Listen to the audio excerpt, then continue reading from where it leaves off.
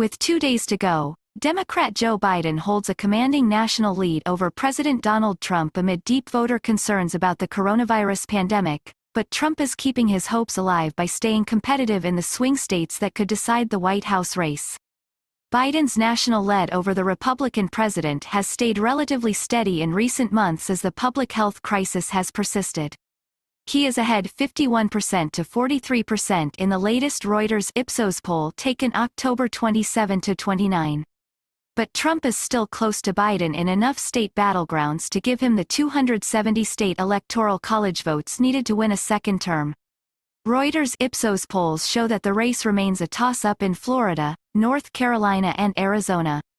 Trump also trails by 5 points in Pennsylvania and 9 points in Michigan and Wisconsin, three other battleground states that helped give him an Electoral College win in 2016 over Democrat Hillary Clinton, who won the popular vote.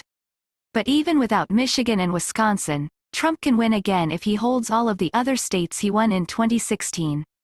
Trump's deficit in the polls has been driven in part by an erosion in support from two big parts of his winning 2016 coalition, whites without a college degree and older Americans, and by public disapproval of his handling of the pandemic, which has become the dominant issue in the race.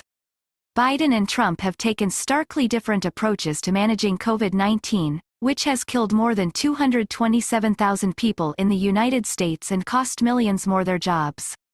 Trump has repeatedly diminished the threat and promised it will end soon, while Biden has vowed to prioritize more stringent efforts to contain it. More than 3/4 of American adults say they are personally concerned about the health crisis, and almost 60% disapprove of the way Trump has responded to it, Reuters Ipsos polls show. Biden earns higher marks than Trump on his ability to handle the pandemic, and about 30% of Americans say their vote this year is primarily driven by their perception of who would be better at handling the crisis. Economic concerns. While Trump still has a slight lead over Biden on who would best manage the economy, that has become a smaller concern for many voters during the pandemic. Only 21% of likely voters said they are mostly looking for a president who is strong on the economy and job creation. Trump has not been able to skirt blame for the economic slowdown and job losses caused by the pandemic. Nearly half of likely voters in three of the biggest state battlegrounds, Florida, Pennsylvania and North Carolina, blame continued school and business closures on poor leadership and policy decisions from President Trump. Trump's response to the pandemic has hurt him with older Americans, who are most at risk from the virus. Polls show a 4-point Biden lead among voters who are at least 55 years old, a group Trump carried by 14 points in 2016. Trump's advantage with non-college whites, another big component of his winning coalition in 2016, also has dwindled this year. The latest polls show Trump leading among non-college whites by 18 percentage points, compared to 30 points in 2016. Biden also has been successful at cutting into Trump's support from college-educated white women, suburban men and independents. Reuters Ipsos polling this month showed Biden winning white women college graduates by 27 points, while Clinton won them by 15 points in 2016. Biden also leads by 18 points among independent voters, who Trump won by 7 points in 2016. Biden leads with suburban men by 12 points now. In March, they supported Trump by 1 point.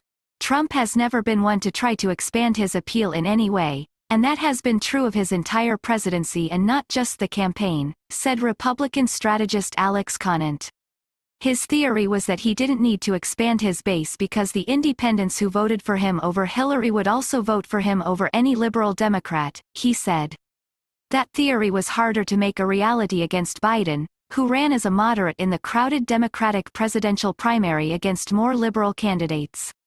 More than a month ago, nearly 9 of 10 Biden supporters and 9 of 10 Trump supporters said they were completely certain they would not change their minds. The latest Reuters Ipsos poll shows only 6% of likely voters are not currently backing a major party candidate. 4 years ago, the number of similarly undecided voters was 3 times as high.